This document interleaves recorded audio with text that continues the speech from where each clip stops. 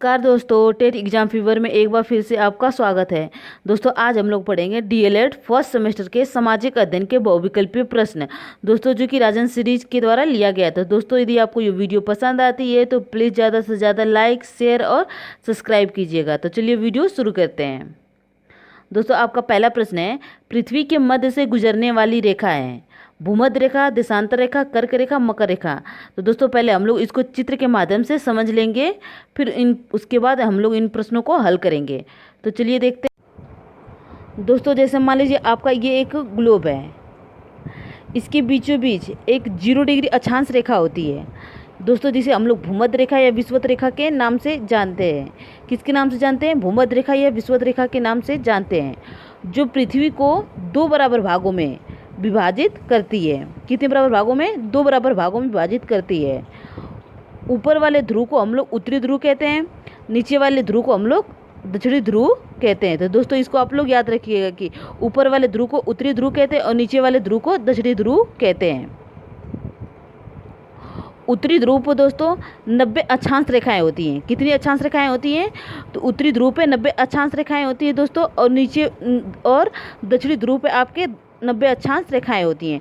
तो कुल अक्षांश रेखाओं की संख्या कितनी हो गई दोस्तों? तो कुल अक्षांश रेखाओं की संख्या 180 हो गई दोस्तों। एक आपकी ये अक्षांश रेखा है, ये भी तो एक आपकी है अक्षांश रेखा। तो दोस्तों कुल अक्षांश रेखाओं की संख्या कितनी हो गई? अब कुल अक्षांश रेखाओं की संख्या 181 हो गई दोस्तों। आप लोग इसको याद रखिएगा कि यदि आपसे पूछा जाता है कि कुल अक्षांश रेखाओं की संख्या कितनी होती है, तो कुल अक्षांश रेखाओं की संख्या 181 होती है। चलिए आगे देखते हैं। भूमध्य रेखा के नीचे, भूमध्य रेखा के ठीक नीचे दोस्तों 23.5 डिग्री अक्षांश को मकर रेखा कहते हैं। ठीक, भूमध्य रेखा के ठीक ऊपर 23.5 डिग्री उत्तरी अक्षांश को दोस्तों हम लोग कर्क रेखा कहते हैं। तो इसको आप लोग याद रखिएगा दोस्तों। मकर रेखा के ठीक नीचे 66.5 डिग्री अक्षांश रेखा को अंटार्कटिक रेखा कहते हैं, और कर्क रेखा के ठीक ऊपर 66.5 डिग्री अक्षांश रेखा को आर्कटिक रेखा कहते हैं। तो दोस्तों इसको आप लोग याद रखिएगा कि मकर रेखा के ठीक नीचे 66.5 डिग्री अक्षांश को अंटार्कटिक रेखा कहते हैं, और कर्क रेखा के ठीक ऊपर 66.5 डिग्री को आर्कटिक रेखा कहते हैं। चलिए आगे देखते हैं दोस्तों। यदि आपसे पूछा जाता है कि अक्षांश रेखाएं आपस में समांतर होती हैं या नहीं, तो दोस्तों अक्षांश रेखाएं जो होती हैं वो आपस में समांतर होती है, अर्थात इनके बीच की जो दूरी है ये, इनकी बीच की जो दूरियां हैं ये समांतर होती है दोस्तों, जबकि देशांतर रेखाओं के बीच की जो दूरी होती है वो समांतर नहीं होती है। तो दोस्तों आप लोग इसको याद रखिएगा दोस्तों। यदि आपसे पूछा जाता है कि अक्षांश रेखाओं के बीच की दूरी कितनी होती है, इनकी बीच की दूरी यदि आपसे पूछा जाता है इनकी बीच की दूरी कितनी होती है, इनकी बीच की दूरी 111 किलोमीटर होती है। तो दोस्तों आप लोग इसको याद रखिएगा कि इनकी बीच की दूरी 111 किलोमीटर होती है। चलिए आगे देखते हैं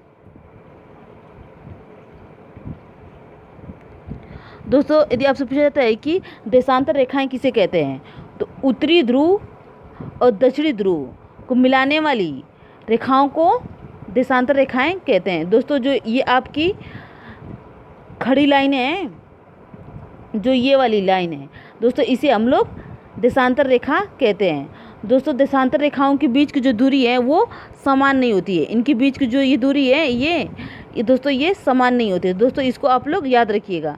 चलिए दोस्तों अब हम लोग प्रश्न को हल करते हैं दोस्तों। एक और प्रश्न आप लोग याद रखिएगा कि कर्क रेखा, जो आपकी कर्क रेखा है यहीं पर ठीक इसके बीचों बीच भारत है दोस्तों। आपका प्रश्न एक यहाँ से भी बनेगा। चलिए आगे देखते हैं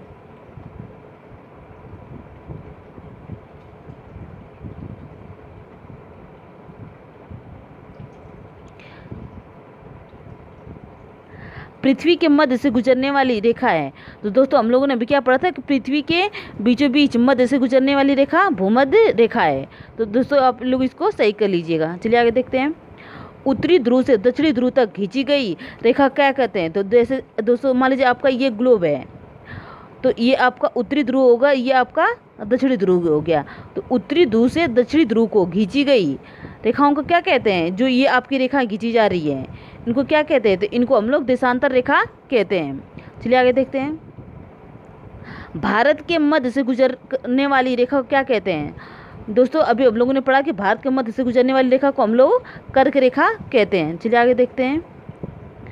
भारत तथा चीन के मध्य अंतर्राष्ट्रीय सीमा कौन बनाता है? तो भारत तथा चीन के मध्य अंतर्राष्ट्रीय सीमा आपका मैकमोहन रेखा बनाता है। चलिए आगे देखते हैं। भारत तथा पाकिस्तान के मध्य अंतर्राष्ट्रीय सीमा है। भारत तथा पाकिस्तान के बीच अंतर्राष्ट्रीय सीमा किसकी है? तो दोस्तों इसका उत्तर होगा आपका रेड क्लिफ सीमा। दोस्तों आप इसको याद कैसे करेंगे? तो इसको दोस्तों आप ऐसे याद कर सकते हैं, जैसे रेड मीन्स, जैसे आप रिलेट करिए, रेड मीन्स खतरा। भारत को किससे खतरा रहता है? भारत को पाकिस्तान से खतरा रहता है। तो इस प्रकार आप इसको याद कर लीजिए। चलिए आगे देखते हैं। देशांतर रेखा। दोस्तों देशांतर रेखा का दूसरा नाम है, तो देशांतर रेखा का दूसरा नाम मध्याह्न रेखा है। चलिए आगे देखते हैं। भारत किस गोलार्ध में स्थित है? तो दोस्तों भारत उत्तरी और पूर्वी गोलार्ध में स्थित है। चलिए आगे देखते हैं। वे रेखाएं जो भूमध्य रेखा के समानांतर उत्तरी तथा दक्षिणी ध्रुव के भागों में पूर्व से पश्चिम की ओर खींची गई मानी जाती हैं, कहलाती हैं। तो दोस्तों इसको हम लोग अक्षांश रेखाएं कहते हैं। चलिए आगे देखते हैं। सूर्य की ग्रहों की संख्या है, तो दोस्तों सूर्य की ग्रहों की संख्या कितनी है? 8 है। दोस्तों यहीं से एक प्रश्न आपका और बनता है कि सौर प्रणाली की खोज किसने की थी? सौर प्रणाली की खोज कोपरनिकस ने की थी। और दोस्तों एक प्रश्न और याद रखिएगा कि ग्रहों की गति का नियम केपलर ने दिया था। चलिए आगे देखते हैं।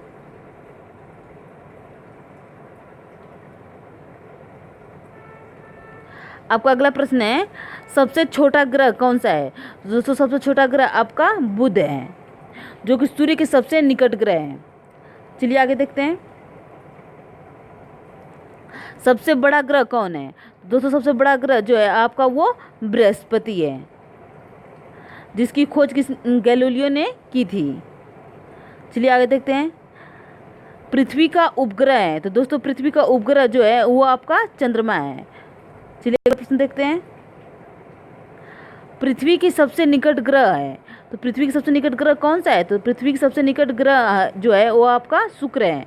दोस्तों शुक्र जो है सबसे चमकीला ग्रह है, और दोस्तों शुक्र को ही हम लोग इवनिंग स्टार भी कहते हैं, और पृथ्वी की बहन और जुड़वा ग्रह भी कहते हैं। तो इसको दोस्तों आप लोग याद रखिएगा। चलिए अगला देखते हैं प्रश्न।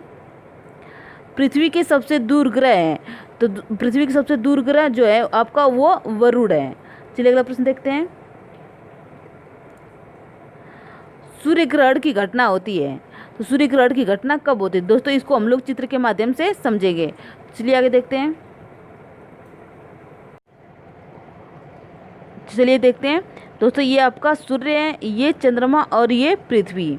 तो दोस्तों ग्रहण लगने का सबसे पहले आपका कंडीशन है कि जब तक सूर्य, चंद्रमा और पृथ्वी तीनों एक सीध में नहीं होंगे तब तक ग्रहण की स्थिति नहीं बनेगी। तो दोस्तों ये सबसे महत्वपूर्ण चीज़ है, इसको आप याद रखिएगा। दोस्तों एक चीज़ और आप याद रखिएगा कि जो सूर्य होता है दोस्तों ये अपना स्थान कभी भी नहीं बदलता है। यदि अपना स्थान बदलेगा तो चंद्रमा बदलेगा या तो पृथ्वी बदलेगी। जो सूर्य है दोस्तों ये अपने नियत स्थान पे हमेशा रहता है। तो दोस्तों एक चीज़ और आपको पता ही होगा कि पृथ्वी जो है वो सूर्य की परिक्रमा करती है, और जो चंद्रमा है ये आपका पृथ्वी की परिक्रमा करता है। दोस्तों ये तो आपको पता ही होगा। तो दोस्तों चलिए अब हम लोग देखते हैं कि पहले देखते हैं हम लोग सूर्य ग्रहण कैसे लगता है। तो दोस्तों सूर्य ग्रहण में सूर्य और पृथ्वी के बीच जब चंद्रमा आ जाता है तो दोस्तों ये आपका सूर्य ग्रहण लगता है। तो दोस्तों आप लोग इसको याद रखिएगा कि जब सूर्य और पृथ्वी के बीच चंद्रमा आ जाता है तो आपका क्या लगता है? सूर्य ग्रहण लगता है। सूर्य ग्रहण कब लगता है? तो सूर्य ग्रहण आपका अमावस्या के दिन लगता है। तो दोस्तों इसको आप लोग याद रखिएगा। चलिए आगे देखते हैं। अगला है दोस्तों आपका चंद्र ग्रहण। तो दोस्तों आपको ये तो पता ही है कि सूर्य जो है वो अपने नियत स्थान पे रहता है, अपना स्थान कभी भी परिवर्तन नहीं करता है। यदि स्थान परिवर्तित करता है तो चंद्रमा करता है या तो पृथ्वी करता है। ठीक, तो दोस्तों चंद्र ग्रहण कैसे लगता है? तो सूर्य और चंद्रमा के बीच जब पृथ्वी आ जाती है तो क्या लगता है? आपका चंद्र ग्रहण लगता है। चंद्र ग्रहण कब लगता है? तो ये पूर्णिमा के दिन लगता है। तो दोस्तों इसको आप लोग याद रखिएगा कि सूर्य और चंद्रमा के बीच जब पृथ्वी आ जाती है तो आपका चंद्र ग्रहण लगता है, और चंद्र ग्रहण हमेशा पूर्णिमा के दिन लगता है। तो चलिए दोस्तों हम लोग अपने प्रश्न में चलते हैं, प्रश्नों को हल करते हैं। सूर्य ग्रहण की घटना होती है तो दोस्तों सूर्य ग्रहण की घटना कब होती है? अमावस्या के दिन होती है। तो दोस्तों हम लोगों ने अभी पढ़ा कि जब सूर्य एवं पृथ्वी के बीच चंद्रमा आ जाते हैं तब आपका सूर्य ग्रहण लगता है, और सूर्य ग्रहण जो है आपका अमावस्या के दिन लगता है। चलिए आगे देखते हैं। चंद्र ग्रहण की घटना होती है तो दोस्तों चंद्र ग्रहण की घटना कब होती है? पूर्णिमा के दिन होती है। और चंद्र ग्रहण कब लगता है? जब सूर्य और चंद्रमा के बीच पृथ्वी आ जाती है तब आपका चंद्र ग्रहण लगता है। तो दोस्तों इसको आप लोग याद रखिएगा। चलिए आगे देखते हैं। जब पृथ्वी और सूर्य के बीच चंद्रमा आ जाता है तो कहते हैं, इसको दोस्तों हम लोग क्या कहते हैं? तो इसको हम लोग सूर्य ग्रहण कहते हैं। चलिए आगे देखते हैं। जब सूर्य और चंद्रमा के बीच पृथ्वी आ जाती है तो इसको हम लोग क्या कहते हैं? दोस्तों इसको हम लोग चंद्र ग्रहण कहते हैं। चलिए अगला प्रश्न देखते हैं। किस ग्रह को सौर परिवार से हटा दिया गया है? तो दोस्तों इसका आपका उत्तर होगा यम को सौर परिवार से हटा दिया गया है। तो दोस्तों इसको आप लोग याद रखिएगा। तो दोस्तों आज के लिए बस इतना ही। दोस्तों यदि आपको ये वीडियो पसंद आती है तो प्लीज़ ज़्यादा से ज़्यादा लाइक, शेयर और सब्सक्राइब कीजिएगा। धन्यवाद।